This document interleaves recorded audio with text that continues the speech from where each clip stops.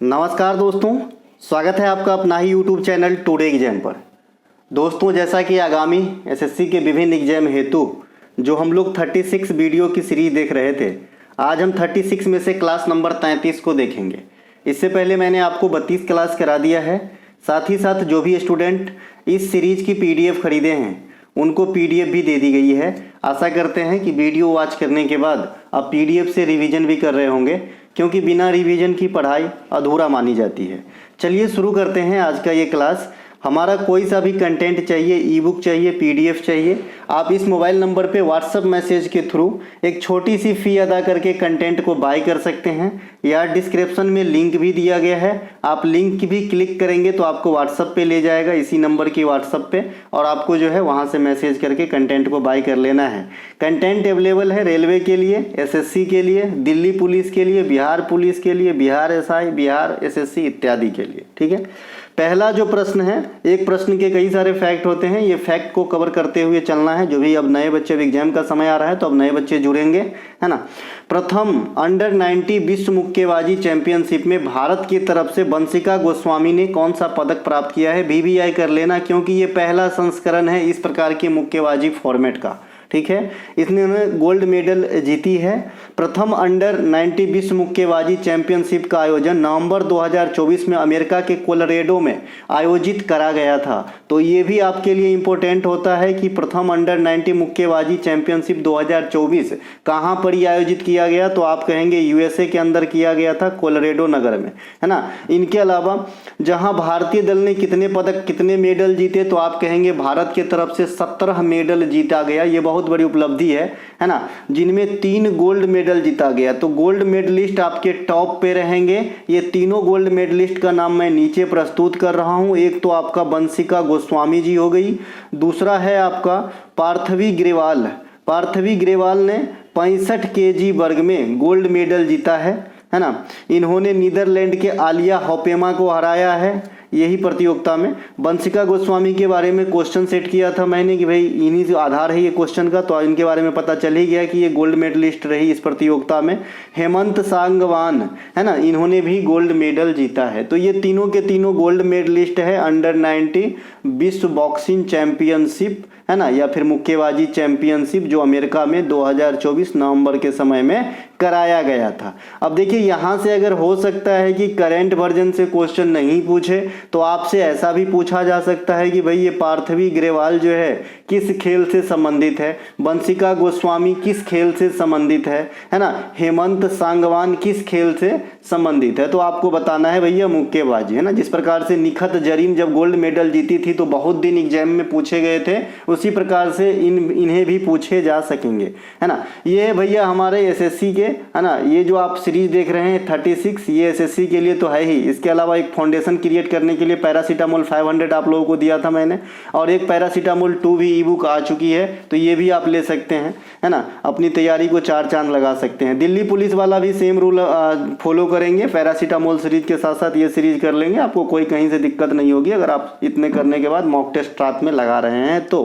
ठीक है, high court में प्रथम महिला न्यायाधीश के रूप में सेवा देने वाली अन्ना चांडी किस राज्य के न्यायालय में न्यायाधीश रही थी? वीवीआई कर लेंगे। फातिमा बीवी से 3 बार 3 साल के अंदर क्वेश्चन पूछे जा चुके हैं, और लीला सेठ से भी। अभी नंबर यही क्वेश्चन का है, ठीक है। तो हाई कोर्ट में महिला न्यायाधीश के रूप में आफ्टर फ्रीडम इन्होंने सेवा दिया केरल में, और फ्रीडम से पहले भी इन्होंने जज के रूप में, महिला जज के रूप में सेवा दे चुके हैं इंडिया में। ठीक है भाई, तो अगर आपको डिस्ट्रिक्ट महिला जज पहला पूछे या हाई कोर्ट के पहले महिला न्यायाधीश पूछे तो आपको अन्ना चांडी ही आंसर करना है। ऑप्शन में लीला सेठ रहता है, बच्चे टिक करके घर पे आके अपनी 2.5 नंबर खराब कर लिए होते हैं। जब आपसे ये पूछे कि किसी भी हाई कोर्ट के प्रथम मुख्य महिला न्यायाधीश, तो आपको वही लीला सेठ आंसर करना है। अगर आपसे पूछे कि भाई इंडिया में हाई कोर्ट के पहले न्यायाधीश महिला, तो भाई अन्ना चांडी आंसर करना है। ये मुख्य न्यायाधीश तो नहीं, लेकिन न्यायाधीश के तौर पे हाई कोर्ट में सबसे पहले इन्होंने ही सेवा दिया इंडिया में, है ना। तो ये केरल उच्च न्यायालय में, ध्यान रखेंगे। इनके पीरियड का भी मैं यहाँ पे लिख दिया हूँ, 1959 से 1967 तक रही थी, है ना। देश में प्रथम महिला न्यायाधीश या डिस्ट्रिक्ट कोर्ट की प्रथम महिला न्यायाधीश अगर आपसे पूछे तो अन्ना चांडी ही आंसर करना है। इसी बात को मैंने अभी शब्दों में व्यक्त किया है। सुप्रीम कोर्ट के प्रथम महिला न्यायाधीश अगर आपसे पूछे तो फातिमा बीबी आंसर करना है। याद रहे, आज तक इंडिया में सुप्रीम कोर्ट में चीफ जस्टिस ऑफ इंडिया कोई भी महिला नहीं बनी है अभी तक। कुछ एक पोस्ट है जो इंडिया में महिला अभी तक नहीं बनी है, जैसे सीजीआई नहीं बनी है ना। इसके अलावा आरबीआई के गवर्नर भी कोई भी महिला नहीं बनी है। इनके अलावा महान्यवादी भी अभी तक कोई भी महिला नहीं बन पाई है। तो ये कुछ एक पोस्ट है जो आपको ध्यान रखना है। तो फातिमा बीबी आंसर करना है सुप्रीम कोर्ट के प्रथम महिला न्यायाधीश के रूप में। हाई कोर्ट के प्रथम महिला मुख्य न्यायाधीश कहेगा, है ना, कि भाई उस हाई कोर्ट के सबसे हेड जज बने थे कौन? लीला सेठ। कौन से मतलब हाई कोर्ट में? तो आप कहेंगे हिमाचल प्रदेश हाई कोर्ट में, 1991 की बात है ये, ठीक है। इनके अलावा भारत के प्रथम महिला मुख्यमंत्री पूछे जाएंगे तो सुचेता कृपलानी। कौन से राज्य में? तो उत्तर प्रदेश के अंदर। भारत के प्रथम महिला राज्यपाल पूछे जाएंगे तो आपको आंसर करना है सरोजनी नायडू, उत्तर प्रदेश, है ना। एक क्वेश्चन यहाँ से मैं आप लोगों के पूछने के लिए रखा हूँ किसी न किसी स्लाइड में। भारत की प्रथम मुख्य निर्वाचन आयुक्त बनने वाली महिला वीएस रमा देवी, इन्हें भी ध्यान रखेंगे। ये मुख्य निर्वाचन आयुक्त बनने वाली प्रथम भारतीय महिला है और मेरे ख्याल से एकमात्र यही है जो मुख्य निर्वाचन बनी है ना। इनके अलावा भारतीय राष्ट्रीय कांग्रेस के प्रथम महिला अध्यक्ष कौन रहे थे? एनी बेसेंट, है ना। भारतीय राष्ट्रीय कांग्रेस के प्रथम महिला अध्यक्ष कहेगा तो एनी बेसेंट। लेकिन अगर आपसे पूछे कि भाई भारतीय राष्ट्रीय कांग्रेस के प्रथम भारतीय महिला अध्यक्ष, तो सरोजनी नायडू आंसर करना है। ये दोनों में डिफरेंट है गुरु। देखिए, एनी बेसेंट नाम से भी आपको लग रहा होगा कि ये भारतीय मूल के तो नहीं लग रहे हैं, तो ये पूर्ण रूप से भारतीय मूल के नहीं है। लेकिन राष्ट्रीय कांग्रेस में अध्यक्षता करने वाली 1917 में ये प्रथम महिला बनी थी। बाद में 1925 में सरोजनी नायडू जी जो भारत के हैं और प्रथम महिला राज्यपाल भी बनी आगे चलकर, है ना। तो इन्होंने कांग्रेस में सेवा देने वाली प्रथम भारतीय मूल की भारतीय महिला बनी, ठीक है भाई। इनके अलावा राष्ट्रीय महिला आयोग के प्रथम अध्यक्ष कौन है? जयंती पटनायक। जयंती पटनायक जी राष्ट्रीय महिला आयोग जो है, जिनकी स्थापना कब हुई थी? 1992 में हुई थी, है ना। तो इनमें जो है प्रथम अध्यक्ष रही जयंती पटनायक जी, इन्हें भी ध्यान रखेंगे। भारत रत्न से सम्मानित प्रथम महिला कौन है इंडिया में? श्रीमती इंदिरा गांधी जी हैं। ये भारत रत्न से सम्मानित होने वाले प्रथम महिला थी। दुनिया की प्रथम महिला प्रधानमंत्री किस देश में बनी थी? तो श्रीलंका में। उनका नाम क्या था? श्री मावो भंडार नायके। आप लोगों से अभी कुछ एक दिन पहले ही, क्योंकि श्रीलंका में बहुत कम दिन पर राष्ट्रपति प्रधानमंत्री चेंज होते रहते हैं, है ना। तो भाई यहाँ पे मैंने आपसे पूछना है श्रीलंका की वर्तमान पीएम कौन है, या मतलब महिला या पुरुष जो भी आपके हिसाब से हैं, क्योंकि अभी कुछ एक दिन पहले बताया और ये एग्जाम में क्वेश्चन आएंगे श्रीलंका के वर्तमान पीएम कौन है, ठीक है भाई। तो इन्हें बताना, जिनको भी याद हो मेरे क्लास से, जो सीरियसली पढ़ते हो, जो सिर्फ आते हो ऐसे हालचाल करने, उनको कहाँ से याद रहेगा, ठीक है। असम का कौन सा उत्सव वैष्णव मत से संबंधित होता है ना। असम का कौन सा उत्सव वैष्णव मत से संबंधित होता है ना। वही पढ़ाऊंगा जो एग्जाम में आएगी, भले 5 ही बच्चे देखे, उससे कोई फर्क नहीं पड़ता है। अगर सक्सेस रेट देखोगे तो मेरे यहाँ 1 के बच्चा लगभग रेगुलर पढ़ता है मुझसे। 1 के में अगर मैं 60-70 रिजल्ट दे देता हूँ तो उस हिसाब से भैया 5 लाख वाले में तो कम से कम 2000 रिजल्ट होनी चाहिए यार, और 2000 तो सीट भी नहीं होते मेरे गुरु, है ना। तो सोचने वाली बात है, ठीक है। तो पढ़ो एकदम मन लगा के, ऐसा नहीं कि कुछ भी पढ़ाऊंगा, फ्री में पढ़ाता हूँ तो काम की पढ़ाऊंगा। मैं बार बार कहते आ रहा हूँ, ये बात जरूरी है कि सत्य को साबित होने में बहुत टाइम लगती है, लगेगी, लेकिन हटूंगा नहीं। असम का कौन सा उत्सव वैष्णव मत से संबंधित है ना। तो रास महोत्सव और डोल जात्रा महोत्सव जो असम राज्य में मनाई जाती है और ये वैष्णव मत से संबंधित है। अगर इसमें डैटी का नाम पूछा जाता है, भगवान का नाम पूछा जाता है, देवी देवता का नाम पूछा जाता है, तो आप कहेंगे भगवान कृष्ण, है ना। भगवान कृष्ण से संबंधित बताना है, ठीक है। भगवान कृष्ण से संबंधित बताना है, खास करके रास महोत्सव। रास महोत्सव असम में माजुली के लोग, माजुली एक आइलैंड भी है जो दुनिया में सबसे बड़ी रिवर आइलैंड है, आपको ज्ञात ही होगा, आप तो पुराने हो चुके हो, है ना। ये ब्रह्मपुत्र नदी का आइलैंड है और ये दुनिया में सबसे बड़ी रिवर आइलैंड है माजुली। माजुली महोत्सव भी असम के दौरान असम में होती है, वो एक अलग है। यहाँ पे मैं रास महोत्सव का बात कर रहा हूँ, जो माजुली के लोग इस महोत्सव में बढ़ चढ़ के भाग लेते हैं और इसमें जो मतलब डैटी होते हैं भगवान कृष्ण है, यहाँ पे मैंने लिख भी दिया है। इनके अलावा असम का प्रसिद्ध कामाख्या मंदिर, कभी कभी तो एग्जामिनर अच्छे मूड में हो तो सीधे यही पूछ लेता है कि कामाख्या मंदिर कहाँ है, तो आप कहेंगे असम में है। कामाख्या मंदिर देवी पीठ है, शक्तिपीठ है। कामाख्या मंदिर प्रांगण में अम्बुबाची मेला प्रत्येक वर्ष किस महीना में लगता है, ये भी आजकल पूछने लगा है, तो जून महीना में। और कितने दिनों तक चलती है, तो 4 दिनों तक चलती है ना। तो अम्बुबाची मेला, कामाख्या मेला परिसर जून महीना और 4 दिन, ध्यान रखना है, असम में लगती है। असम में साल में 3 बार बिहू का त्यौहार मनाया जाता है, इस बात को अच्छे से ध्यान रखना, क्योंकि तीनों बिहू का नाम दे देता है और तब पूछता है कि किस बिहू का क्या अर्थ है, या फिर किस महीने में, इस अमुक महीना में मनाया जाने वाला बिहू कौन सा है। ठीक है, एक है भैया बोहाग बिहू, इसे रंगोली बिहू भी कहते हैं। इसे याद रखने का मैंने तरीका बताया था कि होली का त्यौहार जो है इंडिया में जनरली आपके मार्च या अप्रैल के मतलब मार्च लास्ट में होता है, या फरवरी लास्ट या मार्च पूरे महीने में कभी हो सकता है। तो मार्च के कैसा त्यौहार है होली भैया, रंगों का त्यौहार है। तो जो रंगोली बिहू है ना, ये अप्रैल में मनाया जाता है, इसे बोहाग बिहू या रंगोली बिहू कहा जाता है। तो आप होली के आसपास का जो बिहू है उसे रंगोली बिहू का नाम देंगे, इस प्रकार से याद रखेंगे। ये अप्रैल महीने में मनाया जाने वाला बिहू रंगोली बिहू, इसे बोहाग बिहू भी कहा जाता है। ठीक है, यह त्योहार असमिया नववर्ष के रूप में भी मनाया जाता है। ठीक है, अब देखो बिहू में कोई पार्टिकुलर जो है ट्राइब या जाति के लोग भाग नहीं लेते असम के अंदर, ये सभी लेते हैं लगभग, तो यहाँ पे जाति की बात नहीं किया जाएगा। इनके अलावा कटी बिहू, कटी बिहू यह अक्टूबर महीने में मनाया जाता है। कटी बिहू या काटी बिहू भी इसे कहते हैं, ये अक्टूबर महीना में मनाया जाता है। इसे काटी के साथ साथ कंगाली बिहू भी कहते हैं ना, कंगाली बिहू भी कहते हैं। तो कंगाली बिहू कहे या कटी बिहू कहे, ये आपके अक्टूबर में होंगे। इन तीनों में थोड़ा सा इसकी कम वैल्यू रहती है, और पहला और थर्ड वाले को ज़्यादा वैल्यू रहता है। देखिए यहाँ पे माघ बिहू, यह जनवरी के महीने में मनाया जाता है, इसे भोगाली बिहू भी कहा जाता है। तो मकर संक्रांति के समय आपका कौन सा हो गया, माघा बिहू, है ना। और नव वर्ष वाला कौन सा हो गया, रंगोली बिहू। और वो बीच का छूट गया, कौन सा है, कंगाली या कटी बिहू। तीनों को जो है समय के साथ याद रखना सही रहेगा।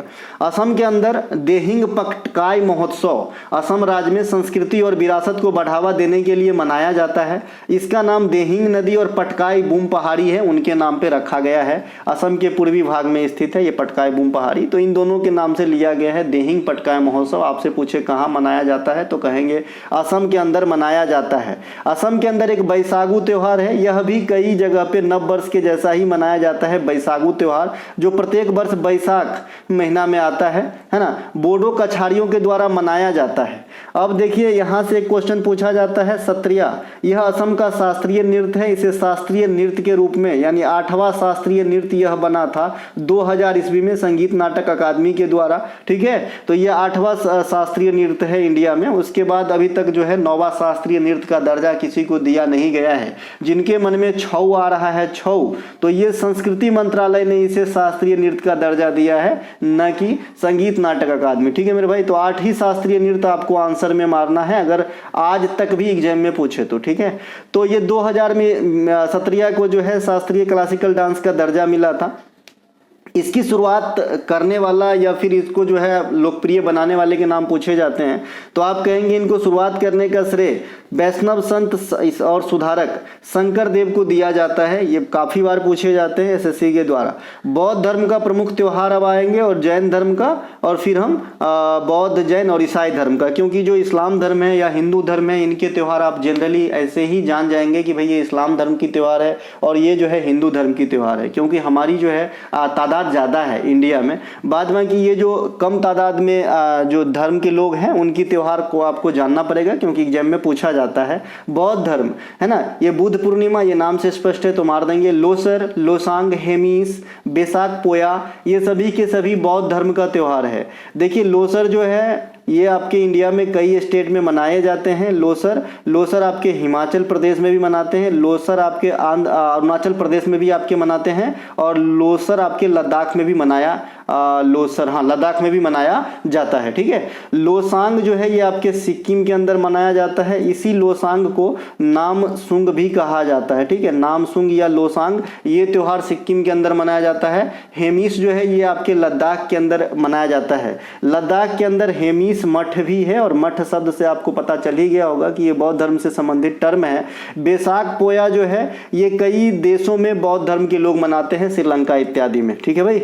जैन धर्म का प्रमुख त्योहार क्या है? पर्युषण, इनके काफी जो है पॉपुलर त्योहार हैं। पारसी धर्म का प्रमुख त्योहार क्या है? नवरोज। नवरोज का स्टार्टिंग इंडिया में कौन किया था? सल्तनत काल से इसे रिलेट करेंगे तो आंसर मारेंगे बलबन, है ना। बलबन जो है इन्होंने नवरोज चलवाया था, और सिजदा और पैबोस की प्रथा भी चलवाया था, जो गुलाम वंश के एक अच्छे शासक हुए। ईसाई धर्म का प्रमुख त्योहार में आएंगे तो गुड फ्राइडे। गुड फ्राइडे ईसाई धर्म के प्रमुख त्योहार है। क्रिसमस ईसा मसीह के जन्मदिन वाला त्योहार है, और ईस्टर ईसा मसीह के, है ना, ईसा मसीह के जो है पुनः जन्म लेना, रिबॉर्न वाला त्योहार है। अब होता क्या है कि जो गुड फ्राइडे है ये जो है आपके ईसाई धर्म में शोक का त्योहार माना गया है, ठीक है। और माना जाता है कि इसी गुड फ्राइडे के तीसरे दिन जो पहला संडे पड़ेगा उसी संडे को जो है ईस्टर का त्योहार मनाया जाएगा, ऐसा मानते हुए कि उस दिन ईसा मसीह जी जो है पुनर्जीवित हो गए थे। और क्रिसमस प्रत्येक मतलब साल फिक्स होते हैं 25 दिसंबर को, और ये जो है उनका ईसा मसीह का जन्मदिन के रूप में मनाया जाता है। The one cricket my life and more, ये न्यू सीरीज की किताब है ना। ये आपको ध्यान रखना है, क्रिकेटर की किताब है। जो बच्चे कंटेंट नहीं खरीदेंगे स्क्रीनशॉट ले सकते हैं या कॉपी में नोट करके लिख लीजिए। ये पहले से ही मेरे तरफ से आउट है, एग्जाम में क्वेश्चन ये वाली आ रही है, ठीक है। तो the one cricket my life and more के जो लेखक लेखिका है शिखर धवन की ये किताब है। वैसे भी ये उतार चढ़ाव के लिए बहुत सारे क्रिकेटर अभी लाइमलाइट में थे, हार्दिक पांड्या थे, शिखर धवन थे, तो इनका ये किताब है, इन्हें ध्यान रखेंगे, ठीक है भाई, है ना। शिखर धवन जी का ये किताब है, गब्बर बोले जाते हैं इन्हें, है ना। रविश्चंद्रन अश्विन ने एक किताब लिखे हैं, आई हैव द स्ट्रीट्स ए कुट्टी क्रिकेट। रविश्चंद्रन अश्विन, और उनका साथ निभाया है सिद्धार्थ मोंगा, है ना। तो ये रविश्चंद्रन अश्विन सर का किताब है, इन्हें भी ध्यान रखेंगे। 281 एंड बियॉन्ड, ये VVS लक्ष्मण का सर्वोच्च स्कोर है, जिनके ऊपर एक आत्मकथा है इनका। A century is not enough, Sourav Ganguly साहब का किताब है। ड्राइव इन, ये किताब तो है आधारित विराट कोहली के ऊपर, लेकिन इनके लेखक हैं विजय लोकापल्ली, इनका नाम इधर लिखा गया है। प्लेइंग इट माई बे, ये किताब है सचिन तेंदुलकर साहब का। The test of my life, जब युवराज सिंह को कैंसर हुआ था तो उस समय की ये बात है, तो इन्होंने अपनी जर्नी को इसमें बयां किए हैं, तो ये युवराज सिंह की किताब है। कंट्रोवर्सली योर्स के लेखक है रावलपिंडी एक्सप्रेस जिसे कहा जाता है शोएब अख्तर, अपने जमाने के महान फास्ट बॉलर। डॉन्स सेंचुरी, माफ कीजिए, डॉन्स सेंचुरी, ये सर डॉन ब्रैडमैन की किताब है, और ये काफ़ी पॉपुलर, इनका नाम बड़ी इज्जत से लिया जाता है क्रिकेट के इतिहास में, है ना। इनके जो लेखक हैं डॉन ब्रैडमैन के ऊपर जो किताब लिखे हैं, इनका नाम है इंदिरा विक्रम सिंह, ठीक है। ये किताब खुद ही नहीं लिखे हैं, इनसे संबंधित है। द सिक्स मशीन किताब जो है ये क्रिस गेल से संबंधित है, और क्रिस गेल को यूनिवर्स बॉस भी कहा जाता है। The nice guy who finished first, ये किताब आधारित है राहुल द्रविड़ सर पे, जिन्हें द वॉल ऑफ चाइना कहा जाता है, चाइना का वॉल कहा जाता है, और लेकिन इनके लेखक हैं डी प्रभु देसाई, ठीक है। तो जो राहुल द्रविड़ के ऊपर आधारित किताब है the nice guy who finished first, ये लिखे हैं डी प्रभु देसाई, इन्हें भी ध्यान रखेंगे। देखिए आज कल ही एक बहुत ही टेस्ट क्रिकेट के इतिहास में एक नया, ऐसे तो रिकॉर्ड नहीं है लेकिन फिर भी आप कहेंगे, है ना, 27 रन पे ऑल आउट कर दिया गया है ऑस्ट्रेलिया के द्वारा वेस्ट इंडीज टीम को, ठीक है। अभी आपके एग्जाम मान लीजिए 2 महीने के बाद होगा, बहुत सारे एग्जामिनर जो है बातों को सेव करके रख लेते हैं, आपके एग्जाम के लिए तैयार करते रहते हैं, ठीक है। इससे पहले सबसे कम स्कोर पर ऑल आउट होने वाला है न्यूजीलैंड देश, ठीक है। न्यूजीलैंड जो है 26 रन के स्कोर पे टेस्ट क्रिकेट में ऑल आउट हो गए थे, इन्हें भी ध्यान रखेंगे, है ना। तो ये 2 बातें मैंने आपको बताई। राहुल द्रविड़ साहब का नाम यहाँ पे आया है तो आपसे पूछा जाएगा कि भाई सबसे अधिक बॉल खेल के सबसे कम रन इंडिया की तरफ से कौन बनाए एक पारी में, तो आप कहेंगे राहुल द्रविड़ साहब। 96 बॉल खेल के इन्होंने 12 रन बनाए थे एक मैच में, ठीक है भाई, टेस्ट क्रिकेट में, तो ये ध्यान रखेंगे। अब उनका शौक नहीं होता, आप सभी को पता है टेस्ट क्रिकेट में कभी कभी विकेट इंपॉर्टेंट हो जाता है। जो पिछला टेस्ट हमने हारा है वहां पर अगर एक आध विकेट होता तो रन बन सकती थी, ठीक है, तो कभी कभी रोकना होता है खाली। इसके अलावा बिलीव नामक पुस्तक जो है ये सुरेश रैना साहब के द्वारा लिखा गया है, और किताब के बारे में ज़्यादा जानकारी चाहिए तो टुडे एग्जाम वाला टॉपिक वाइज अगर आपको मिला है, अगर आप कंटेंट लिए तो वहाँ देखें, या फिर प्लेलिस्ट देख सकते हैं टॉपिक वाइज वाला, वहाँ जो है बुक वाले को सिलेक्ट करेंगे। शास्त्रीय कर्नाटक संगीत में अलंकारों की संख्या कितनी होती है, तो भाई कर्नाटक संगीत में अलंकारों की संख्या 35 होती है। एक छोटा सा क्वेश्चन इससे पूछा जाता है कि कर्नाटक संगीत का एरिया कहाँ से कहाँ तक है। तो जो भी साउथ के रीजन है, कर्नाटक हो गया, आंध्र प्रदेश हो गया, तमिलनाडु, केरल इत्यादि जो है, यहीं तक सीमित है कर्नाटक संगीत। बाद बाकी इंडिया में हम इस प्रकार के संगीत को हिंदुस्तानी शास्त्रीय संगीत के नाम से जानते हैं। कर्नाटक संगीत तथा शास्त्रीय संगीत दोनों में 12 प्रकार के स्वर होते हैं। अलंकार कहेंगे तो 35, स्वर कहेंगे तो 12। ठीक है भाई। कर्नाटक संगीत के जनक पुरंदर दास को कहा जाता है। और कर्नाटक संगीत के जो त्रिमूर्ति है, ये 3 आदमी पंडित त्यागराज, मुथुस्वामी दीक्षितर और श्यामा शास्त्री को इकट्ठे त्रिमूर्ति कहा जाता है। कर्नाटक संगीत की महारानी कहेगा तो MS सुब्बालक्ष्मी को कहा जाता है, जिन्हें सबसे पहले भारत रत्न दिया गया था म्यूजिक के सेक्टर में। हिंदुस्तानी शास्त्रीय संगीत के प्रसिद्ध कलाकार पंडित भीमसेन जोशी का जन्म कर्नाटक में हुआ था। कई बार ये भी क्वेश्चन पूछे गए हैं। अब नाम से ऐसा लग रहा है पंडित भीमसेन जोशी, बनारस मार दूं क्या? उत्तर प्रदेश नहीं, इनका जन्म कर्नाटक में हुआ था। इन्हें 2009 में भारत सरकार के द्वारा भारत रत्न की प्राप्ति हुई थी। हिंदुस्तानी शास्त्रीय संगीत का प्रकार ध्रुपद है, तराना है, ख्याल है, ठुमरी है ना। ठुमरी की रानी जो है गिरिजा देवी को कहा जाता है, इन्हें भी ध्यान रखेंगे। ठुमरी की रानी गिरिजा देवी को कहा जाता है। और कर्नाटक संगीत की महारानी MS सुब्बालक्ष्मी को कहा जाता है ना। गजलों की रानी किसे कहा जाता है? आप लोग ध्यान बताना, गजलों की रानी है ना, गजलों की रानी किसे कहा जाता है? आप लोग कमेंट कर सकते हो, जिनको भैया इंटरेस्ट है और आता है कमेंट जरूर करें। ठीक। संगीत के क्षेत्र में भारत रत्न विजेता सुब्बालक्ष्मी 1998 कर्नाटक संगीत में, पंडित रविशंकर सितार 1999, बिस्मिल्लाह खां और लता मंगेशकर साहब दोनों को एक ही साथ 2001 में, पंडित भीमसेन जोशी 2008 बाई 2000 ना, दोनों में से कोई एक ही ईस्वी होगा, भूपेन हजारिका 2019। तो ये सब जो है संगीत के क्षेत्र में अपनी विद्वता के चलते जो है अब भारत रत्न जैसे बड़े अवार्ड से नवाजे गए हैं। ग्रैमी अवार्ड पाने वाले पहले भारतीय कौन थे? तो कहेंगे आप पंडित रविशंकर साहब। आवधिक बल सर्वेक्षण द्वारा जारी सर्वे रिपोर्ट सितंबर 2024 में रिलीज किया गया था। देश में सबसे अधिक युवा बेरोजगार 15 से 29 वर्ष की जो युवा माने जाते हैं, उन बेरोजगारी की प्रतिशत सबसे अधिक किस राज्य या केंद्र शासित प्रदेश में है? VVI कर लेंगे, क्योंकि बेरोजगारी वाली बात इंडिया में हमेशा से हॉट टॉपिक रहा है और जब तक यह सृष्टि रहेगा तब तक रहेगा। ठीक है भाई, क्योंकि हमारे पास साधन कम है और पॉपुलेशन बहुत ज़्यादा है। ठीक है भाई, तो यहाँ लक्षद्वीप आंसर करना है। अब इसे याद रखने की तरीके में मैं बता दूंगा। लक्षद्वीप है ना, और राज्यों में हो जाएगा आपका केरल, है ना। तो अब यहाँ पे देखिए, जनगणना 2011 के जो साक्षरता रेट है वो तो आपको याद ही होगा कि इंडिया में सबसे ज़्यादा राज्यों में, स्टेट में साक्षर केरल को बताया गया था 94% से भी ज़्यादा। और लक्षद्वीप को जो है यूटी में सबसे अधिक साक्षर बताया गया था 91.6% के साथ। तो ये दोनों पढ़े लिखे जो हैं अपने अपने सेक्टर के सबसे अधिक युवा बेरोजगार प्रतिशत वाले यूटी या राज्य है। राज्य में केरल है सबसे अधिक युवा बेरोजगार वाले, और यूटी में सबसे अधिक या फिर ओवरऑल पूरे इंडिया में सबसे अधिक लक्षद्वीप युवा बेरोजगार को जो है रखते हैं। ठीक है भाई, युवा कहे तो 15 से 29 वर्ष के बीच के लोगों को। यहाँ पे मैंने लिस्ट दे दिया है, आप यहाँ पे देख सकते हैं। लक्षद्वीप में सबसे ज्यादा युवा बेरोजगारी है 36.2%, और राज्यों में सबसे ज्यादा बेरोजगारी 29.9% है ना। इस रिपोर्ट के अनुसार कहाँ का है? केरला का है। तो ज्यादा पढ़ लिखना भी दिक्कत है क्या? पता नहीं। इस रिपोर्ट के अनुसार देश में सबसे कम युवा बेरोजगारी दर प्रदेश मध्य प्रदेश का है, यहाँ पे लिखा है। MP में जो है इस रिपोर्ट में सबसे कम बेरोजगारी दर बताया गया है। वाह, है ना। इनके अलावा मैं आपको कई बार बता चुका हूं, इसीलिए यहाँ पे लिखना उचित नहीं समझा कि बेरोजगारी भी कई प्रकार के होते हैं जिससे आपके एग्जाम में क्वेश्चन आते हैं। चक्रीय बेरोजगारी होते हैं, प्रच्छन्न बेरोजगारी होते हैं, मौसमी बेरोजगारी होते हैं, टेक्निकल बेरोजगारी होते हैं, कई प्रकार के बेरोजगारी होते हैं। अगर आप शब्दों को ठीक से सुन लेंगे तो आप जो है इसका डिफिनीशन आराम से दे सकते हैं। ठीक है मेरे भाई। इसके अलावा गैर बैंकिंग वित्तीय कंपनी, सूक्ष्म वित्त संस्थाएं NBFC MFI के लिए भारत के पहले स्वनियामक संगठन SRO के रूप में किसे मान्यता दी गई है ना।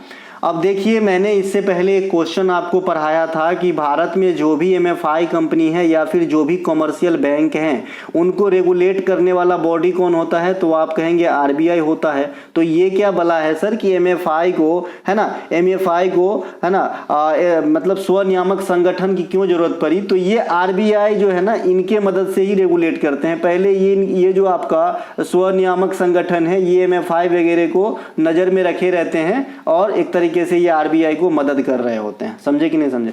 कभी कभी देखिए, एगो मैनेजर एगो असिस्टेंट मैनेजर होता है, वैसे ही समझिए आरबीआई पूरा मैनेजर है एमएफआई वगैरह का और ये असिस्टेंट मैनेजर के रूप में है। समझ में आया? अभी काम को आसान कर रहे हैं आरबीआई का। ठीक है भाई, तो ये स्वनियामक संगठन जो एमएफआई का होता है, इसके रूप में जो मान्यता मिला था उनका नाम है सूक्ष्म वित्त संस्थान नेटवर्क, MFIN। ठीक है भाई, सूक्ष्म वित्त संस्थान नेटवर्क गैर बैंकिंग वित्तीय कंपनी सूक्ष्म वित्तीय संस्थाएं NBFC MFI का एक संगठन है जो उनके मुख्य प्रतिनिधि निकाय के रूप में कार्य करता है ना। इसकी स्थापना 2009 में की गई थी तथा रिजर्व बैंक ऑफ इंडिया के द्वारा इसे 2014 में मान्यता प्राप्त हुआ था। तो यहाँ से ईस्वी के संदर्भ में दो क्वेश्चन है। अगर आपसे पूछे भाई सूक्ष्म वित्त संस्थान नेटवर्क की स्थापना तो 9 में, इसे मान्यता कब मिला रिजर्व बैंक ऑफ इंडिया के द्वारा 14 में, काम क्या है, एमएफआई वगैरह पे निगरानी रखता है और एक तरीके से आरबीआई का मदद करता है।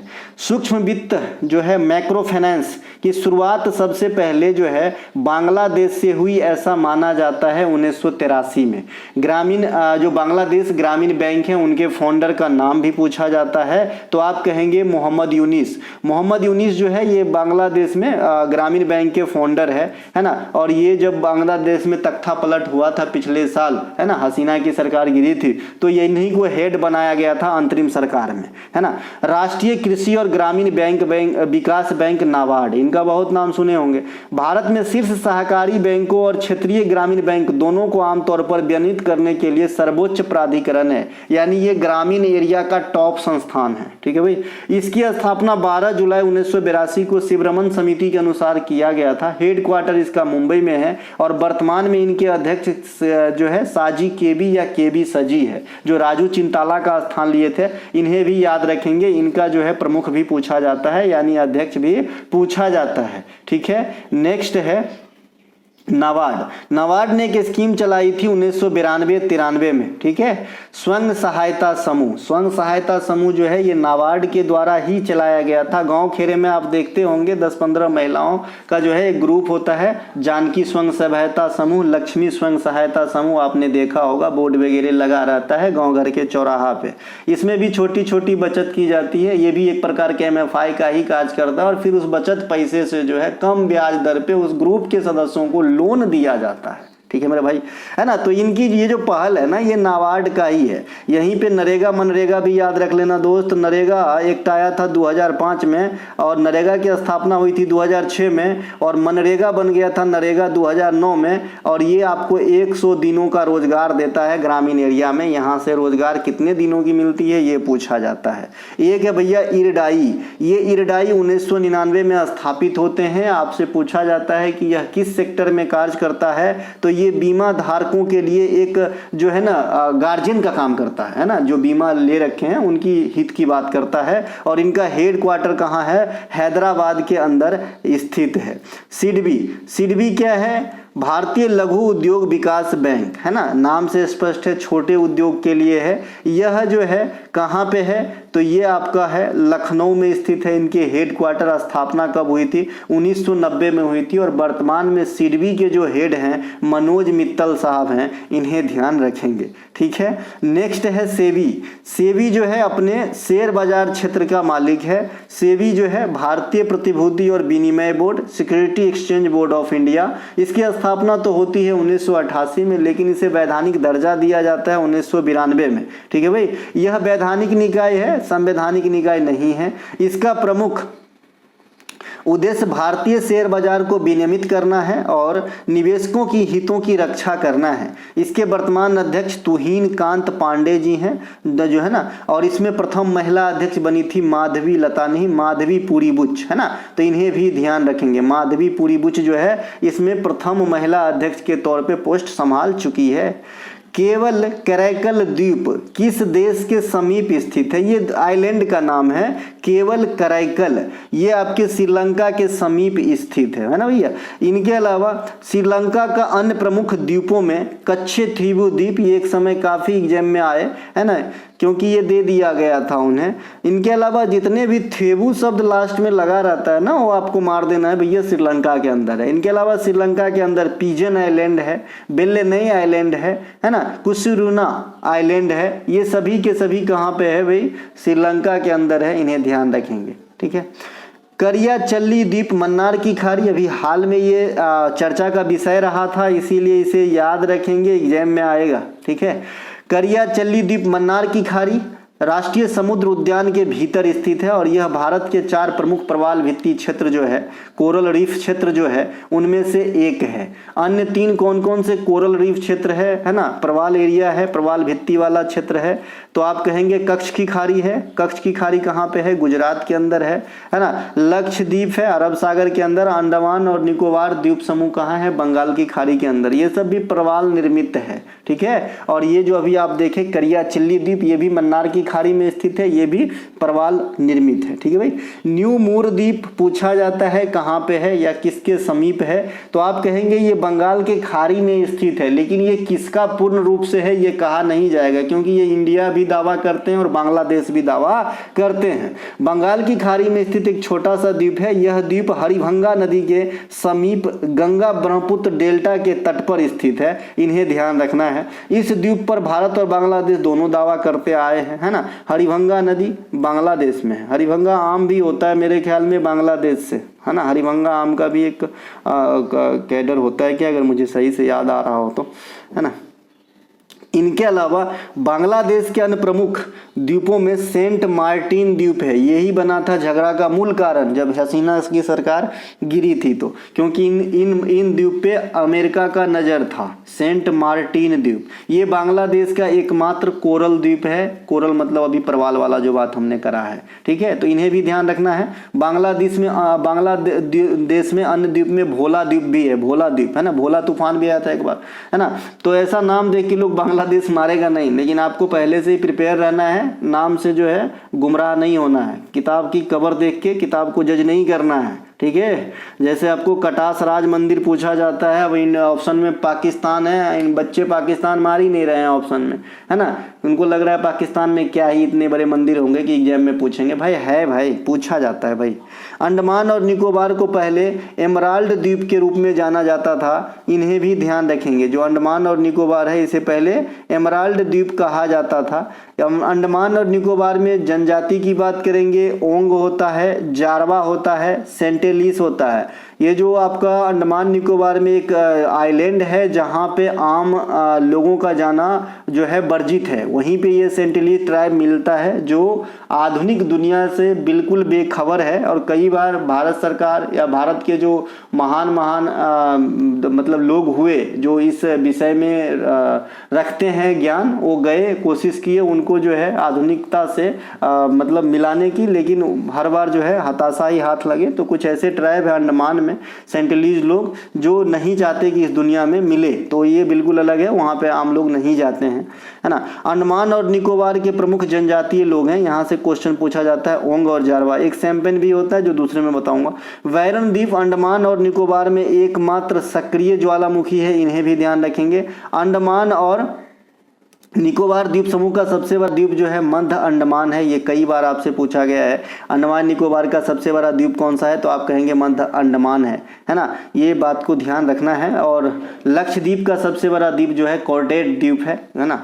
चलते हैं नेक्स्ट पॉइंट के तरफ। हाँ, 1 नवंबर 1973 तक जो है लक्षद्वीप को लक्काद्वीप, मिनिकॉय या अमीनी द्वीप के रूप में जाना जाता था। जैसे अभी मैंने आपको बताया कि भाई अंडमान निकोबार को पहले एमराल्ड द्वीप कहा जाता था, तो आपसे क्वेश्चन एग्जामिनर इनके बारे में तो कर ही सकता है, लक्षद्वीप के बारे में भी पूछा जा सकता है कि पहले लक्षद्वीप को किस नाम से जानते थे, तो आप कहेंगे लक्काद्वीप, मिनिकॉय या अमीनी द्वीप के रूप में। अभी जो मैंने सोम्पेन जनजाति की बात कर रहा था वो भी अंडमान निकोबार में ही रहते हैं, लेकिन अगर अंडमान और निकोबार दोनों अलग अलग है तो निकोबार आंसर कर देना है ना। इनके अलावा वे कोरल जमाव पर बने हैं, है ना। लक्षद्वीप जो है ये भी कोरल है, जैसा कि मैंने आपको ऊपर ही बताया कि भारत के 4 प्रवाल बहुल क्षेत्र कक्ष है, लक्षद्वीप है, अंडमान निकोबार है और एक अभी जो मैंने बताया था, तो ये चारों में एक लक्षद्वीप भी आ जाता है। लक्षद्वीप में टोटल नंबर ऑफ आइलैंड कहेंगे वैसे तो बहुत होगा, लेकिन जो ज्ञात है वो 36 है। अभी तक आपको 36 आंसर करना है। इन पर 11 पर लोग बसते हैं, बाद बाकी निर्जन है जहाँ पे लोग नहीं रहते हैं। और लक्षद्वीप का सबसे बड़ा जो आइलैंड है उसे एंड्रोट आइलैंड कहा जाता है। इन्हें भी ध्यान रखेंगे। लक्षद्वीप का जो भौगोलिक स्थिति है अरब सागर में है, और जो आपका अंडमान निकोबार है वो पूर्वी घाट के बाद है, तो आप कहेंगे वो बंगाल की खाड़ी में है। ठीक है। जो बच्चे कंटेंट लिए हैं और पिछले 2 दिन से जिन्हें मैं ग्रुप में ऐड नहीं कर पाया हूँ, आज कर दूंगा, है ना। कुछ काम था इसलिए नहीं कर पाया हूँ, तो किसी को ये न लगे कि बचा हुआ जो कंटेंट है 4-5 क्लास की वो ग्रुप में ऐड ही नहीं किया तो कैसे मिलेंगे, तो मैं कर दूंगा। 36 के 36 दिए जाएंगे भैया। जलवायु परिवर्तन प्रदर्शन सूचकांक CCIP कितने संकेत पर आधारित होती है? जलवायु परिवर्तन प्रदर्शन सूचकांक CCIP जो है ये 4 संकेतकों पर आधारित होती है। 4 संकेत में हम बात करेंगे। ग्रीन हाउस गैस उत्सर्जन, है ना, कि कौन सा देश कितना ग्रीन हाउस गैस उत्सर्जित करता है। नवीकरणीय या अक्षय ऊर्जा, इनको मैं पहले भी समझा चुका हूँ कि ये क्या होता है। नवीकरणीय ऊर्जा वैसे ऊर्जा को कहते हैं जिनको निकट भविष्य में समाप्त होने के आसार बहुत कम है, जैसे पवन ऊर्जा, है ना। उसके अलावा आपका धूप से ऊर्जा, है ना, सौर ऊर्जा जिसे कहते हैं। ऊर्जा का उपयोग और जलवायु नीति, ये 4 क्राइटेरिया है। इनके आधार पे जो है जलवायु परिवर्तन सूचकांक रिपोर्ट जारी किए जाते हैं। जलवायु परिवर्तन सूचकांक CCPI वर्ष 2005 से German watch, new climate institute और क्लाइमेट एक्शन नेटवर्क, ये 3 अलग अलग संस्था है, इनके द्वारा मिलीजुली रूप से जारी किया जाता है। जलवायु परिवर्तन सूचकांक 2025 में भारत को 10वां रैंक मिला है, 10वां स्थान मिला है। बात करें कि इससे पहले 2024 में भारत को कितना स्थान मिला था, तो आप कहेंगे 7वां स्थान मिला था। 2025 में 10वां स्थान मिला है ना। पहले स्थान पे, वैसे तो पहले स्थान, दूसरा स्थान और तीसरे स्थान पे इन रिपोर्ट के मुताबिक कोई भी नहीं है। क्यों? क्योंकि जो क्राइटेरिया होनी चाहिए वो कोई भी देश वर्तमान समय तक फॉलो नहीं कर रहा है, इसीलिए 3 स्थान को रिक्त रखा गया है। चौथे स्थान पे डेनमार्क है। तो अगर आपसे पूछे कि भाई जलवायु परिवर्तन सूचकांक में, है ना, टॉप पे कौन है, तो डेनमार्क आंसर करना है। हालांकि रैंक 4 है लेकिन पहला माना जाएगा क्योंकि उससे पहले कोई है ही नहीं ना। जलवायु परिवर्तन सूचकांक के लिए 63 देश और यूरोपीय संघ को शामिल किया जाता है इस सर्वे में, है ना। ग्लोबल जेंडर गैप रिपोर्ट 2025 के अनुसार भारत की जो है स्कोर 64.1% के साथ 131वां स्थान है। वर्ल्ड इकोनॉमिक फोरम के द्वारा रिपोर्ट जारी किया जाता है जेंडर गैप वाला। 2025 के रिपोर्ट के लिए 148 देश को शामिल किया गया था, है ना। 2024 के लिए 129वां स्थान था भारत का ग्लोबल जेंडर गैप में, और 2025 के लिए 131वां है। तो यहाँ भी हम कहीं ना कहीं खसके हैं। ट्रांसपेरेंसी इंटरनेशनल के अनुसार 2024 में भारत में जो भ्रष्टाचार धारणा सूचकांक है ये 38 स्कोर के साथ 180 देशों में 96वां स्थान जो है मिला है। सब ठीक है। सबसे कम भ्रष्ट देश के लिस्ट में डेनमार्क पहले स्थान पे आते हैं। ये लगभग हर चीज में पहले ही स्थान पे रहते हैं डेनमार्क, है ना। इसके अलावा 2023 में भ्रष्टाचार धारणा सूचकांक में भारत को 93वां स्थान दिया गया था। यहाँ भी हमने 3 पोजीशन जो है खिसक गया, मतलब 3 कदम और भ्रष्टाचार की तरफ हम बढ़े हैं। ठीक है। नेक्स्ट, भारत सर्वप्रथम एक दिवसीय अंतर्राष्ट्रीय क्रिकेट वर्ल्ड कप में भाग लेना कब से स्टार्ट किया? भारत सर्वप्रथम एक दिवसीय अंतर्राष्ट्रीय क्रिकेट में, एक सेकेंड इस क्वेश्चन को थोड़ा सा करेक्ट करता हूं तब समझ में आएगा, रुकिए। अभी सही है, अब क्वेश्चन को पढ़ते हैं। भारत सर्वप्रथम एक दिवसीय महिला अंतर्राष्ट्रीय क्रिकेट वर्ल्ड कप में भाग लेना कब से स्टार्ट किया था? देखिए, जो वर्ल्ड कप है पुरुष वाला ये 1975 में स्टार्ट हुआ था, सभी को पता है। और जो आपका महिला वाला है ये 1973 में स्टार्ट हुआ था। तो जो स्टार्टिंग सेशन था महिला वर्ल्ड कप का, वहाँ पर इंडिया को जो है स्थान नहीं दिया गया था। ठीक है। तो इंडिया जो है सेकेंड वर्ल्ड कप, इंडिया की महिला टीम, जब भी इस स्लाइड में बात करूंगा वर्ल्ड कप का तो महिला वर्ल्ड कप की बात करूंगा, है ना। तो ये भैया 1978 में जो इंडिया में ही कराया गया था महिला वर्ल्ड कप एक दिवसीय फॉर्मेट का आयोजन। ठीक है। तो यहाँ से भाग लेना जो है मेजबानी के साथ साथ स्टार्ट किए थे। भारत अब तक जो है 3 बार एक दिवसीय अंतर्राष्ट्रीय महिला क्रिकेट वर्ल्ड कप की मेजबानी कर चुके हैं, 1978, 1997 और 2013। ठीक है, देखिए 2025 में भी महिला एक दिवसीय वर्ल्ड कप भारत में ही प्रस्तावित है, जो नवंबर महीने में होगा। तब अगर नवंबर के बाद पूछा जाएगा तो 4 बार आंसर होगा। तो यहाँ से एक करंट का क्वेश्चन याद रखना, 2025 का महिला क्रिकेट वर्ल्ड कप किस देश में होगा, तो भारत में। अगर आपसे पूछे कि भाई जून 2025 तक भारत अब तक कितनी बार महिला क्रिकेट वर्ल्ड कप का आयोजन कर चुका है, तो 3 ही आंसर करना है, क्योंकि ये मैच नवंबर में कराए जाएंगे। तो चीजों को समझ के जाओ। ठीक है, अंतर्राष्ट्रीय एक दिवसीय पुरुष क्रिकेट वर्ल्ड कप मेजबानी जो है भारत 4 बार कर चुके हैं। एक बार 1987 में, फिर 1996 में, फिर 2011 में और फिर 2023 में। लेकिन यहाँ पर एक क्लू है, अगर आपसे पूछे कि भारत एक दिवसीय क्रिकेट पुरुष वाला पूर्ण रूप से मेजबानी कब किए, तो आप 2023 आंसर करना, क्योंकि इससे पहले जो 1987, 96 और 2011 था, इनमें इंडिया के साथ साथ और देश भी शामिल हुआ करता था मेजबानी के लिए। ठीक है, जैसे पाकिस्तान हो गया, श्रीलंका हो गया, बांग्लादेश हो गया इत्यादि, है ना। नेक्स्ट है, इसके अलावा भारत क्रिकेट वर्ल्ड कप एक दिवसीय फॉर्मेट के विजेता 2 बार रहे हैं। एक बार 1983 में कपिल देव की अगुवाई में और एक बार 2011 में एमएसडी की अगुवाई में, महेंद्र सिंह धोनी के अगुवाई में। महिला एक दिवसीय अंतर्राष्ट्रीय क्रिकेट वर्ल्ड कप की शुरुआत 1973 में हुआ था। भारतीय महिला टीम वर्ल्ड कप के दूसरे संस्करण 1978 से भाग लेना स्टार्ट किया था, जैसा कि यह क्वेश्चन भी था। भारतीय महिला टीम पहले टेस्ट मैच जो है 1976 में वेस्ट इंडीज के खिलाफ खेली थी और उस भारतीय महिला टीम का कप्तान रही थी, है ना, शांता रंगास्वामी। भी आई कर लेंगे भैया, खाली पुरुष वाला ही पूछेगा यार, महिला वाला नहीं पूछा जा सकता है। तो पूछा जा सकता है तो तैयारी में रहो। भारतीय महिला टीम ने अपना पहला अंतर्राष्ट्रीय एक दिवसीय मैच जो है इंग्लैंड के खिलाफ 1978 में कोलकाता के ईडन गार्डन में खेली थी और उस टीम के कप्तान रही थी डायना एडुल्जी। तो डायना एडुल्जी और शांता रंगास्वामी को जरूर याद रखें। शांता रंगास्वामी टेस्ट की पहली कैप्टन है महिला टीम के लिहाज से और डायना एडुल्जी वनडे की पहली कैप्टन है महिला टीम के अंदर। ठीक है भैया, इनके अलावा महिला क्रिकेटर, यहाँ से मैं समझा चुका हूँ कि भाई इंडिया में महिला टेस्ट टीम के पहली कप्तान शांता रंगास्वामी और ओडीआई की पहली महिला कप्तान रहे डायना एडुल्जी। महिला क्रिकेट एक दिवसीय फॉर्मेट में सबसे अधिक रन बनाने वाली महिला खिलाड़ी मिताली राज है, इन्हें ध्यान रखेंगे। भारतीय महिला क्रिकेटर मिताली राज ने सभी क्रिकेट प्रारूपों में 10,000 रन तक पहुंचने वाली भी पहली भारतीय महिला बनी, इन्हें भी ध्यान रखेंगे। महिला क्रिकेट के इतिहास में सबसे लंबी व्यक्तिगत पारी ओडीआई क्रिकेट में यानी एक दिवसीय 50 ओवर वाला फॉर्मेट में न्यूजीलैंड के अमेलिया केर ने 232 रन नॉट आउट की पारी खेली थी, इन्हें भी ध्यान रखेंगे।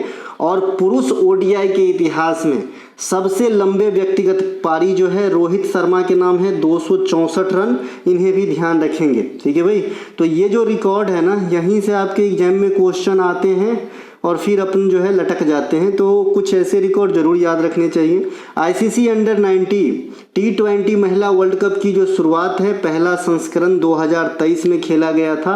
यह खेल की मेजबानी साउथ अफ्रीका ने की थी और विजेता भारत रहा था, उपविजेता इंग्लैंड रहा था। इसके सेकेंड एडिशन भी हो चुके हैं, करंट सेक्शन से इसे याद रखना है ना।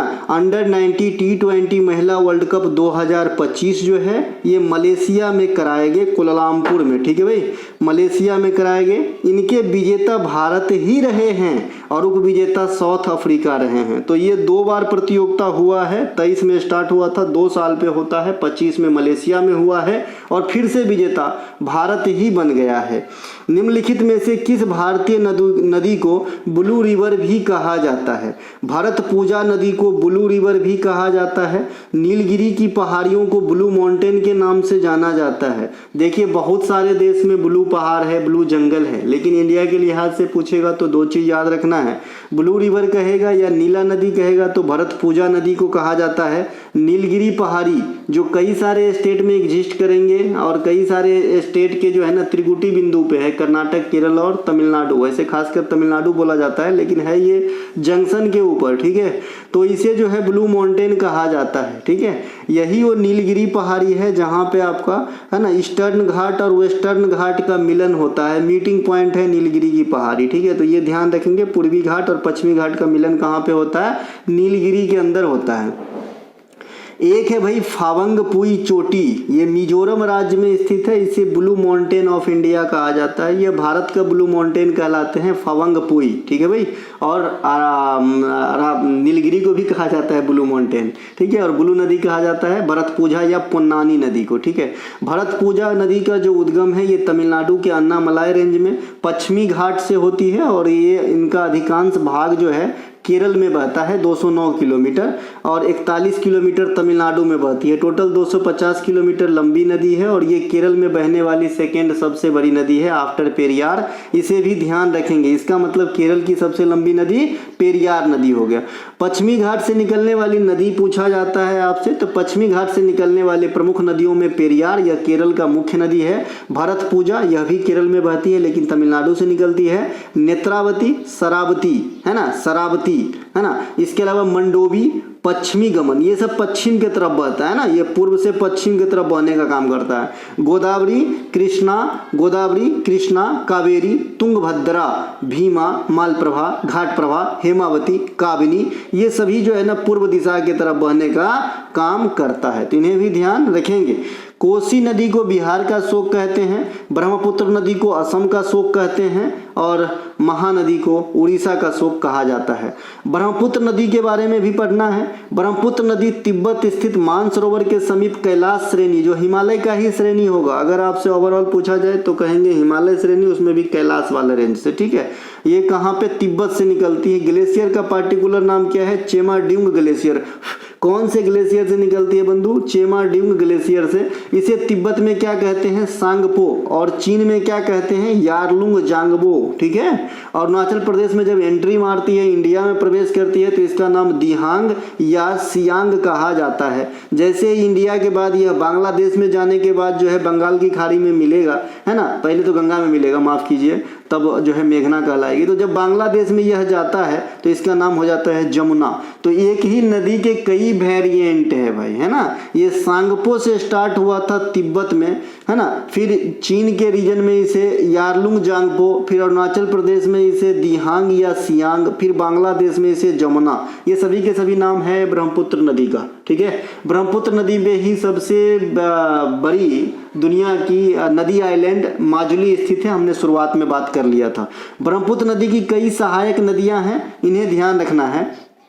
ब्रह्मपुत्रा की सहायक नदी की बात करेंगे, लोहित, बराक, देखिए इसमें कंफ्यूजन पेयर है, बराक से बराकर नदी है ना, बराकर नदी कई बार बता चुका हूँ, ये दामोदर का सहायक नदी है, और बराक जो है ये आपके ब्रह्मपुत्र का सहायक नदी है। दिवांग, सुबनसिरी, धनसिरी, कोपिली, तीस्ता, कमेंग, मानस, तोरसा, रैडाक, है ना, जलढाका, संकोश, गदाधर, ये सभी के सभी जो है ब्रह्मपुत्र के सहायक नदी में से आ जाएगी। सिंधु नदी तिब्बत के कैलाश पर्वत श्रृंखला के उत्तरी ढलान से मानसरोवर झील के पास बोखारछू ग्लेशियर से निकलती है। अगर आपसे पूछे भाई सिंधु नदी कहाँ से निकलती है, तो बोखारछू ग्लेशियर से निकलती है ना, तिब्बत के समीप से। तिब्बत में सिंधु नदी को सिंगी खंबन या शेर का मुंह कहा जाता है। लद्दाख में प्रवेश करती है, कहाँ पे, सॉरी, इंडिया में कहाँ प्रवेश करती है सिंधु नदी, तो कहेंगे लद्दाख में। सिंधु की बहुत सारे सहायक नदी है, लेकिन जो सबसे बड़ी सहायक नदी है ये चिनाव नदी है, इन्हें भी ध्यान रखना है। नेक्स्ट है सतलज नदी, तिब्बत में राक्षस ताल से निकलती है। जो सतलज नदी है यह भी तिब्बत से ही निकलेगी, लेकिन ग्लेशियर का नाम क्या रहेगा? राक्षस ताल रहेगा। तिब्बत में इन्हें क्या कहा जाता है? लोंगचेन खंबाब, है ना, या लोंगचेन जंगबो भी कहा जाता है, और यह इसका एंट्री जो है हिमाचल प्रदेश में सिपकिला दर्रा के पास होती है। तो ये कुछ नदियां जिनका कुछ उपनाम अलग अलग जगह पे जो हो जाता है, ये मैंने यहाँ पे बताने का काम किया है। एक क्वेश्चन फॉर यू है, मीजो पहाड़ी को पहले किस नाम से जाना जाता था? आप लोग जरूर आंसर करें मेरे प्यारे बच्चे जो मुझसे पढ़ते हो। ठीक है मेरे भाई, यहाँ पे प्राचीन काल में या वैदिक काल में नदियों के अलग अलग नाम हुआ करते थे, जैसा कि हम आधुनिक रूप में जानते हैं उनसे अलग हुआ करता था। और यहाँ से भी क्वेश्चन जो है आपके एग्जाम्स में आते हैं। तो कुबू, ये कुर्रम नदी को कहा जाता था। कुभा, काबुल नदी को कहा जाता था। बितस्ता काफी पूछा जाता है, ये झेलम नदी को कहा जाता था। आस्किनी चिनाव को कहा जाता था। पुरुषनी रावी को कहा जाता था। सुतुद्री सतलज को कहा जाता था। बिपाशा ब्यास को कहा जाता था। ये जितने भी मैंने, है ना, आयताकार कोष्ठ से गोल के मतलब घेरा है, ये ज़्यादा पूछे जाते हैं आपके एग्जाम में। बाद बाकी जो है गंडक वगैरह भी पूछे जाते हैं। सरस्वती को आधुनिक घग्गर कहते हैं, ये भी पूछा जाता है ना, ध्यान रखेंगे। नेक्स्ट है हमारा भारतीय संविधान के भाग 11 के अंतर्गत अनुच्छेद 245 से 255 का संबंध किससे है? भाग 11 जो है आर्टिकल 245 से लेकर के 263 तक के बीच में वर्णित है, लेकिन यहाँ पे 245 से 255 वाला जो बात है ये किस प्रकार की चीज को रखा गया है? तो आप कहेंगे केंद्र और राज्य के बीच विधायी संबंध यानी कानूनी संबंध को दर्शाने के लिए उपबंध किया गया है इस आर्टिकल के बीच में। भारतीय संविधान के भाग 11 जो है ये केंद्र राज्य संबंध का उल्लेख करता है। यह केंद्र और राज्यों के बीच विधायी, कार्यकारी और वित्तीय शक्तियों में विभाजित करता है। जो संविधान के अंतर्गत है वो विधायी भी केंद्र राज्य संबंध की बात करता है, कार्यकारी प्रकार का भी और वित्तीय शक्तियों के बात भी। ठीक है भाई, तो जो विधायी है ना, जो आपका विधायी है ये कहाँ पे रहेगा? विधायी और कार्यकारी ये दोनों भाग 11 के अंतर्गत है, और जो वित्तीय रिलेशन है केंद्र और राज्यों के बीच ये भाग 12 में है। आइए नीचे समझते हैं, है ना। तो भाग 11 में आर्टिकल 245 से 255 जो है विधायी रिलेशन को बताता है, यहाँ पे लिखा है। और प्रशासनिक संबंध जो है ये आपके 256 से 263, ये भाग 11 जो है 245 से 263 आर्टिकल तक ही है। इसका मतलब है कि भाई ये भाग समाप्त हो गया। तो नेक्स्ट भाग है 12वां भाग में आर्टिकल 268 से 293 के अंतर्गत जो है वित्तीय संबंध के बारे में उपबंध किया गया है केंद्र और राज्यों को रिलेट कर। ठीक है भाई, भारतीय संविधान की जो 7वीं अनुसूची है इसे भी केंद्र और राज्यों के बीच जो शक्तियों का विभाजन दर्शाता है, तो ये भी जो है केंद्र और राज्यों के बीच जो है संबंध को दर्शाता है 7वीं अनुसूची। तो अनुसूची कहेगा तो 7वीं और भाग कहेगा तो 11 और 12 ये केंद्र राज्य संबंध को दर्शाता है। ठीक है भाई, 7th शेड्यूल और जो आपका पार्ट है 11 और 12 ये आपके केंद्र राज्य संबंध को दर्शाता है। और अलग अलग संबंध है जैसा कि मैंने आर्टिकल को रिलेट करके बताया। 245 से 55 विधायी हो जाएगा, प्रशासनिक की बात करेंगे तो 55 से 63 हो जाएगा, है ना। और अगर आप इसकी बात करते हैं वित्तीय वाला का तो 68 से 293 हो जाएगा और वो भाग 12 में चला जाएगा।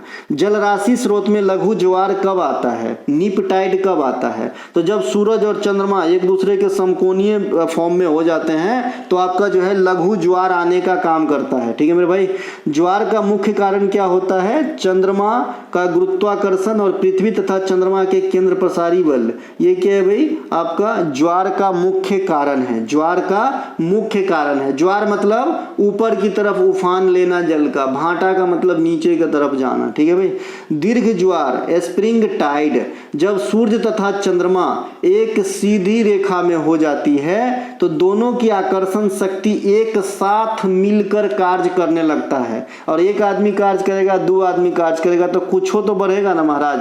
तो भाई चंद्रमा और सूर्य दोनों एक सिद्ध में मिलके जो है बल लगाने लगता है, इसी के कारण दीर्घ ज्वार आता है जो पूर्णिमा और अमावस्या के दिन आती है। ठीक है मेरे भाई, जो निम्न ज्वार है नीप टाइड है, समकोणीय फॉर्मेट में सूर्य पृथ्वी तथा चंद्रमा हो जाते हैं। सूर्य तथा चंद्रमा के आकर्षण बल एक दूसरे के विपरीत कार्य करने लगते हैं, जो औसत ज्वार से भी कम ज्वार आता है जिसे निम्न ज्वार कहा जाता है। यह प्रत्येक मास में दोनों पक्ष के अष्टमी को आता है। शुक्ल पक्ष और कृष्ण पक्ष जो होते हैं उनके 8वें दिन जो है आपका निम्न ज्वार आने का काम होता है। और दीर्घ ज्वार पूर्णिमा और अमावस्या को आता है। दीर्घ ज्वार में एक लाइन मतलब लीनियर बन जाता है, ऐसा तीनों पार्ट मतलब तीनों चीज पृथ्वी सूर्य चंद्रमा।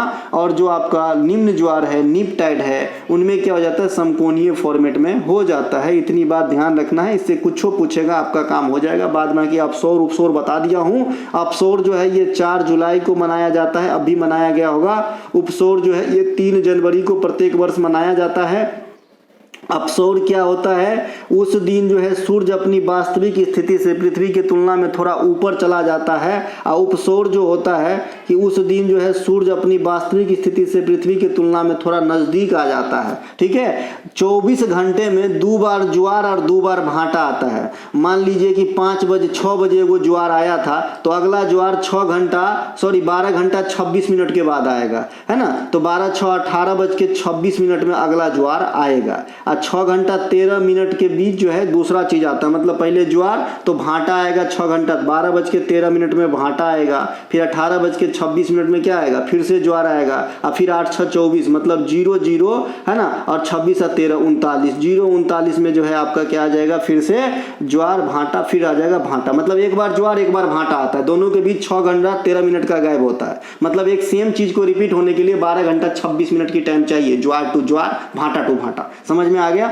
2 बार ज्वार 2 बार भाटा 24 घंटे के अंदर आती है। दिल्ली सल्तनत के किस शासक को निजाम खान भी कहा जाता था? सिकंदर लोदी को निजाम खान भी कहा जाता था। सिकंदर लोदी जो है ना, लोदी वंश का सेकेंड शासक हुआ था जिन्होंने सल्तनत पर 1489 से 1517 तक राज किया था। सिकंदर लोदी ने आगरा शहर का निर्माण किया था। सिकंदर लोदी गुलरुखी के उपनाम से फारसी कविता लिखा करते थे, ये भी ध्यान रखना है। सल्तनत के शासक अलाउद्दीन खिलजी अपने आप को है ना सिकंदर ए सानी कहा करता था। कुतुबुद्दीन ऐबक को लाख बख्श कहते हैं, मोहम्मद बिन तुगलक को जूना खां कहते हैं। ये सब उपनाम है सल्तनत कालीन शासकों का। दिल्ली सल्तनत के 5 वंश, गुलाम वंश, खिलजी वंश, तुगलक वंश, सैयद और लोदी, इनके प्रथम शासक कोष्ठ में दिए गए हैं। गुलाम को जो है ममलूक वंश भी कहा जाता है और इलवारी वंश भी कहा जाता है, ध्यान रखेंगे। तो गुलाम वंश, ममलूक वंश या इलवारी वंश के फाउंडर कुतुबुद्दीन ऐबक 1206 ईस्वी में फाउंड किए थे या स्थापित किए थे। जलालुद्दीन खिलजी, खिलजी वंश के। गयासुद्दीन तुगलक, तुगलक वंश के। खिजर खां, सैयद वंश के। और बहलोल लोदी, लोदी वंश के। सल्तनत पे सबसे अधिक दिन तक शासन तुगलक वंश के द्वारा किया गया था। विजयनगर साम्राज्य की स्थापना तुगलक वंश के शासक मोहम्मद बिन तुगलक के शासन अवधि के दौरान ही किया गया था 1336 में। किसके द्वारा? हरिहर एवं बुक्का, 2 साहसी भाई के द्वारा। विजयनगर साम्राज्य पे कितने वंश ने शासन किया? 4 वंश ने। एक तो आपका संगम वंश हो गया, जिसके हरिहर प्रथम जो है इन्होंने फाउंड किया था विजयनगर साम्राज्य को, यानी संगम वंश के रहा होगा। फिर तुलु वंश, फिर सुलु वंश है ना, तुलु वंश, सुलु वंश, एक सेकेंड है ना, फिर अरबिदु वंश। इसका क्रम थोड़ा उल्टा है, पहले संगम वंश होता है, फिर सुलु वंश होता है, फिर तुलु वंश होता है और फिर अरबिदु वंश होता है। ऐसे याद रखना है, STA है ना। भारत में पहले टेलीग्राफ लाइन किस अंग्रेज गवर्नर के कार्यकाल में शुरू किया गया था? लॉर्ड डलहौजी के काल में सबसे पहले टेलीग्राफ लाइन जो है शुरू किया गया था। ये लॉर्ड डलहौजी का फोटो है। वुड के डिस्पैच जो 1854 में, जिसे भारतीय शिक्षा का मैग्ना कार्टा कहा जाता है, ये डलहौजी के काल में ही आया था। भारत में अंग्रेजी शिक्षा का जो रपट, मैकेले के रपट को कहा जाता है, ये एक अलग चीज़ है, ठीक है, वो एक अलग चीज़ है। और शिक्षा का मैग्ना कार्टा ओवरऑल जो है वुड के डिस्पैच को कहा जाता है। भारत की पहली पैसेंजर रेलगाड़ी 1853 में मुंबई से ठाणे के बीच 34 किलोमीटर की दूरी डलहौजी के काल में ही स्टार्ट हुआ था। लेकिन अगर आपसे कहे कि इंडिया में पहला इलेक्ट्रिक इंजन कब चला था, तो 1925 आंसर करना है, ना कि 1853, ठीक है। कोकन रेलवे कहे तो कोकन रेलवे की स्थापना 1990 में हुआ था, लेकिन कोकन रेलवे का प्रचालन जो है 1998 से स्टार्ट हुआ था, ठीक है। पहला वंदे भारत एक्सप्रेस 2019 में चला था। तो ये कुछ एक बात रेलवे को लेकर भी एग्जामिनर आपसे क्वेश्चन करता है, ठीक है भाई। सबसे अधिक रेल पटरियों का जाल उत्तर प्रदेश में आपको देखने को मिलेगा, ठीक है मेरे भाई, इन्हें भी ध्यान रखेंगे। इसके अलावा जो पोस्ट ऑफिस अधिनियम 1854 है, ये भी इसी के काल में आया था, डलहौजी के काल में। भ्रूण कन्या हत्या पे रोक इन्होंने लगाया था। सतारा को सबसे पहले ब्रिटिश राज में 1848 में मिलाए, फिर 1856 में जो है अवध को मिलाए, ये सभी इन्हीं ने किया था। पहला टेलीग्राफ लाइन डायमंड हार्बर से कोलकाता इसी के काल में जो है बिछाया गया था। कोलकाता महिला स्कूल की स्थापना इसी के समय हुआ था, जिसे पहले बैथ्यू कॉलेजिएट स्कूल कहा जाता था। दूसरा बंगला बर्मा युद्ध 1852 इसी के काल में हुआ था। तोपखाना का मुख्यालय कोलकाता से मेरठ स्थानांतरित इन्होंने कर दिया था। सेना का मुख्यालय शिमला में स्थापित किया था। शिमला को ग्रीष्मकालीन राजधानी भी बनाया था। तो ये सब डलहौजी की विशेषता है।